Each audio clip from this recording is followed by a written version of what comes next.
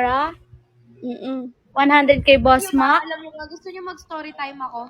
Sige, mahal. Unmute ka na. Sige, mute muna kayo. Last 12 mahal PM. Kasi ganito yan. Nung umalis kami ni Bubu. Nasa sasakyan, sinundo niya ako sa FNC kasi nga, shooting day ko yun, di ba? Alam niyo yun, shooting day ko. Tapos, naiinis, hindi pa naman naiinis. Ayoko kasi sa lahat, yung minamadali ako. Siya, talagang madaling-madali siya na parang atat na atat siyang umalis kami. Ayoko nang gano'n. Aalis naman tayo, ba't madaling-madali ka? Ganon. Naiinis na ako. Parang, hindi ko pinaramdam sa kanya na maiinis na ako or papunta na ako sa maiinis na ako sa kanya. Chill lang ako. Kasi nga, baka, syempre, excited lang yung tao kasi magde-date kami sa labas, gano'n, or ano. Tapos, pagod ako nun kasi nga nag-taping. Tapos yung taping namin, nag-swimming pa kami. Thank you, Big Bujo! Thank you so much! Tapos ayun nga, nung pagkasundo niya ako sa FNC, sabi ko, pa-drive naman ako sa sasakyan ko. Sabi ko ganun. Kasi sabi ko, hindi na yata ako marunong mag-drive. Sabi ko ganun. Kasi simula nung dinala ko dito yung sasakyan ko, siya na lagi yung pinag-drive ko. Kasi nga, naging tamad na ako mag-drive. Tapos, etong gusto kong mag-drive, parang ayaw niya, na parang tahimik lang siya na hindi niya alam kung mahayaan niya ako mag-drive o ano. Kasi nga sabi ko, di na ako marunong mag-drive. Tapos ayun, di ako na ngayon nagda-drive. Sa cellphone siya. Tapos, alam mo, nagwe-waste siya. Tapos, alam mo yun, dalawa yung cellphone na hawak niya. Nakaganon siya. Nakaganon. Eto ako, nagda-drive ako dito. Tapos, eto siya. Sabi niya ba naman, gumaganon. Sabi ko, nagwe-waste lang ito. Ayaw ipakita sa akin. Nagda-drive ako.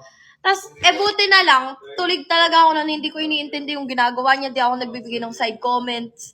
Tapos, timing lang siya, nagsi-cellphone, ganon. Kasi ganon naman talaga yung gawain niya, nasasanay na ako. Tapos, syempre, nagda-drive ako. Sabi niya, buha ko na kasi magda-drive. Sabi niya, ayoko, gusto ko nga ako eh. Sabi ko, bukas ka na lang pagpa-uwi na. Tapos parang, kasi, atras, pa, abatis. Sabi ko, atras, abatis, sanay yan. Sanay naman ako mag-drive. Parang ginawa mo akong bubo. Tapos, sabi ko, alam mo yung partida ko yung may sasakyan pero parang ako pa yung naging bobo ka nung isang araw. Tapos ayun, napaka-judgmental nito ha. Maiinis na talaga ako nun. Tapos naging topic namin. Yun nga yung about sa Hong Kong. Yun nga, kinento na niya. Sabi ko, sabi niya kasi, magdi-Disneyland daw kami. Syempre natuwa ako. Talagang nagdaldal na ako sa kanya nun habang nagdadrive ako. Sabi ko po, alam mo ba, kahit ilang beses na ako nagpupuntang Disneyland, hindi ako nagsasawa. Tapos lagi ako umiiyak. Sabi ko ganun. Sabi ko, lagi talaga ako umiiyak sa Disneyland. Good morning.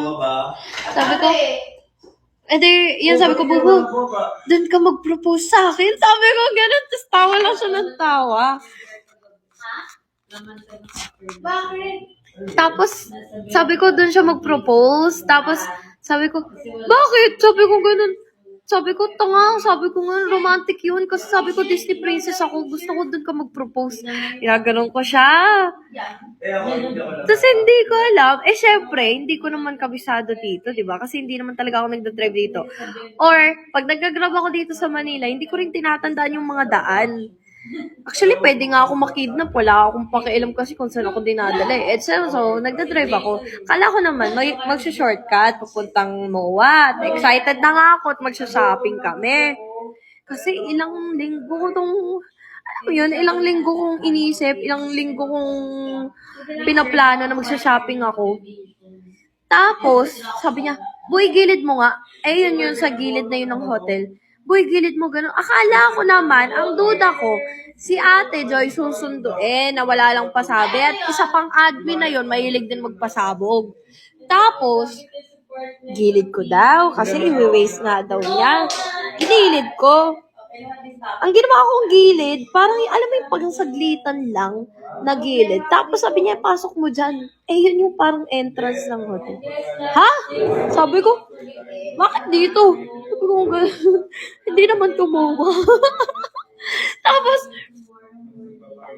sabi ko, dito tayo kakain. Tapos hindi pa ako natuwa sa kanya. Bumura ako sa loob ng sasakyan. Kako ko.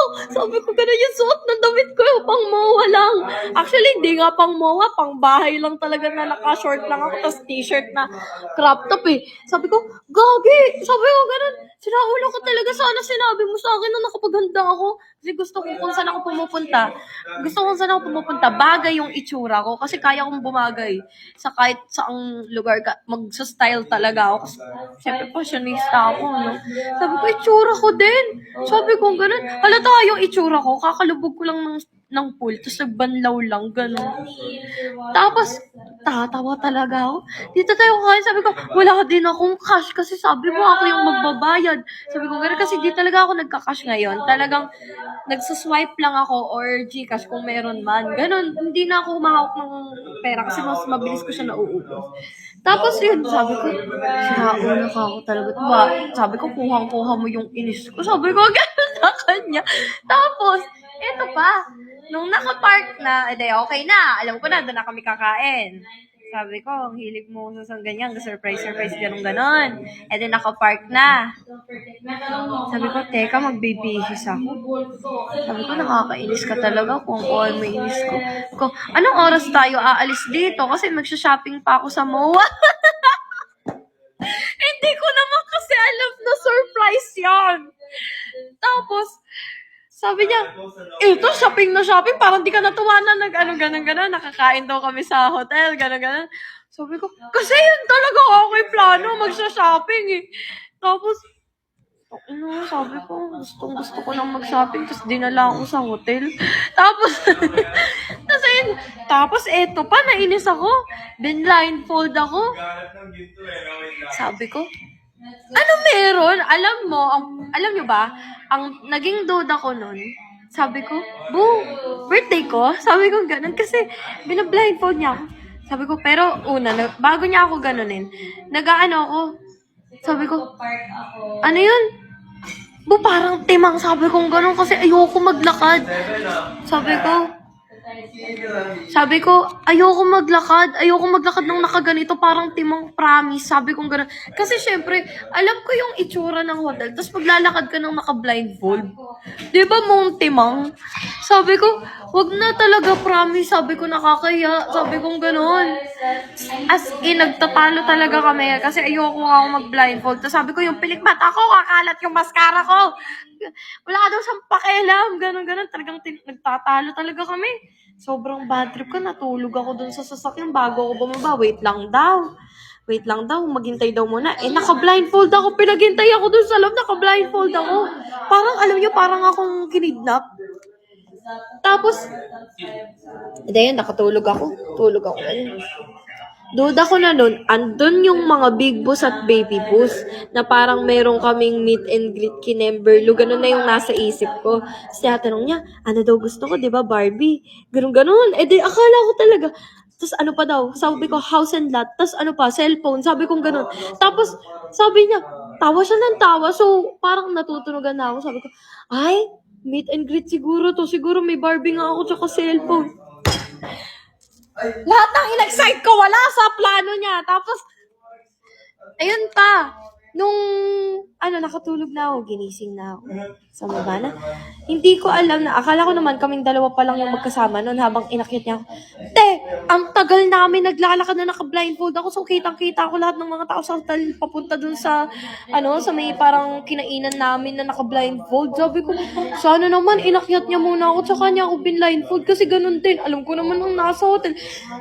Ewan ko dun sa, si Pabi, parang talaga.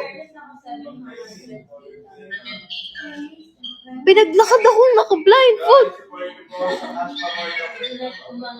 Tapos, yun na, nung pagkadilat ko, wow. Sige. Pero anong oras matatapos to kasi mag-shopping na?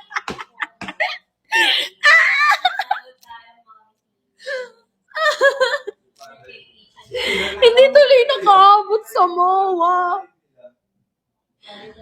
Kaya kahapon for the rush kami. Alam mo, hindi sana bibisitin ko siya kaso baka ma-off siya sa akin. Dapat doon siya sa mall nag-propose sa akin. Para nakapag-shopping. Hindi, paglabas, puro shopping gagawin ko, iiwan ko siya sa bahay.